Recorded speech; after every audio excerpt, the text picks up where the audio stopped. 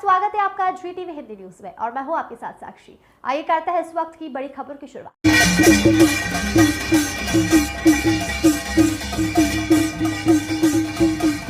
वलसाड़ जिले में आगामी नगर निगम चुनाव को लेकर कांग्रेस एक बार फिर जिले में सक्रिय हो गई है।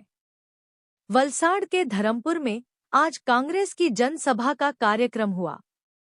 नेता प्रतिपक्ष अमित चावड़ा की अध्यक्षता में हुए इस कार्यक्रम में वलसाड़ जिला कांग्रेस अध्यक्ष दिनेश पटेल और जिला कांग्रेस नेता बड़ी संख्या में मौजूद रहे। कांग्रेस द्वारा आयोजित इस कार्यक्रम में धर्मपुर और आसपास के इलाकों के लोगों के स्थानीय मुद्दे लोगों ने कांग्रेस नेताओं के सामने अपनी व्यक्तिगत और सामूहिक समस्याएं भी रखीं।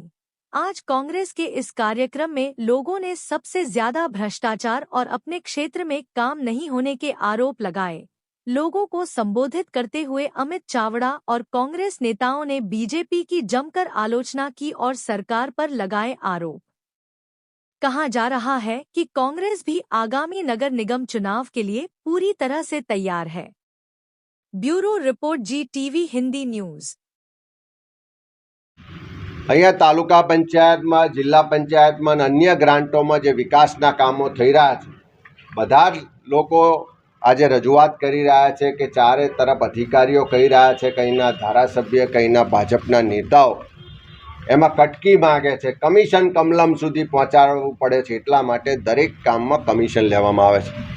મનરેગાના કામોમાં પણ પહેલું કમિશન આપો ત્યાર પછી જ કામો મંજૂર થાય છે। વિકાસના કામો પણ જે 5 લાખ સુધીની સત્તા ગ્રામ પંચાયતોને છે એના બદલે બારોબાર મળતિયા કોન્ટ્રાક્ટરોને આપી દેવામાં આવે છે। એટલે આ કમિશન કમલમ સુધી પહોંચાડવાનું જે આખા ગુજરાતમાં એક વ્યવસ્થિત નેટવર્ક ચાલે છે એનો ભોગ આજે સામાન્ય જનતા બની રહી છે। ચૂંટણી આવી રહી છે નગરપાલિકાઓને, એના લઈને પાર્ટી કોઈ તૈયારી નથી? તમે બધા જાણો છો કે છેલ્લા 2 વર્ષથી ગુજરાતની સરકાર સ્થાનિક સ્વરાજની ચૂંટણીઓ નથી કરાવતી। આજે ગુજરાતમાં લગભગ 7000 જેટલી ગ્રામ પંચાયતોમાં વહીવટદારો છે, 72 નગરપાલિકાઓ, 2 જિલ્લા પંચાયત અને 18 જેટલી તાલુકા પંચાયતોમાં આજે વહીવટદારોનું રાજ છે। પ્રજાના ચૂંટાયેલા પ્રતિનિધિઓને બદલે ભાજપના મળતિયાને માનીતા વહીવટદારો મૂકીને છેલ્લા 2 વર્ષથી સરકાર શાસન ચલાવે છે।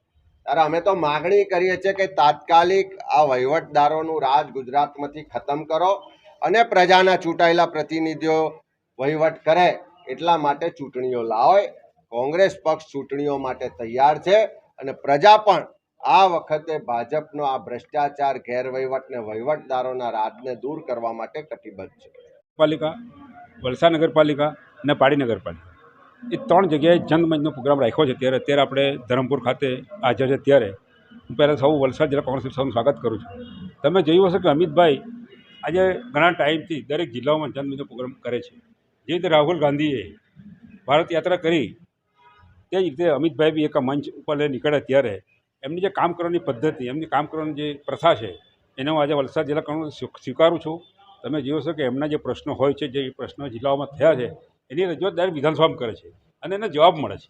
અત્યારે તમે જો ધરમપુરની વાત કરીએ તો મને જાણવા મળ્યું છે કે ધરમપુરમાં જે RCC રોડ થયા છે એ રોડ એકદમ ખરાબ થયા છે। તેવી રીતે એના ઉપર જે બમ્પ લગાવ્યા છે એ બી પ્લાસ્ટિકના છે, 1 મહિના નીકળી ગયા છે। દરેક જગ્યાએ ભ્રષ્ટાચાર, આખા ગુજરાતમાં ભ્રષ્ટાચાર છે। એની સામે આ વખતે આ જનમંચ અને અમારી કોંગ્રેસની જનતા રોડ પણ આવશે। લોકોએ જે પ્રશ્ન રજૂ કરે છે એને કોંગ્રેસ વાચા આપશે અને આગામી સમયમાં આંદોલન કરશે।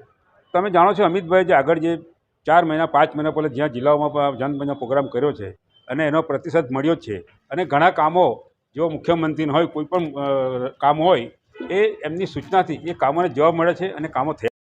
देश दुनिया की तमाम खबरों के लिए देखते रहिए GTV हिंदी न्यूज। चैनल को लाइक करें, शेयर करें और सब्सक्राइब करें। Welcome to our YouTube channel. Don't forget to like, subscribe and share the videos.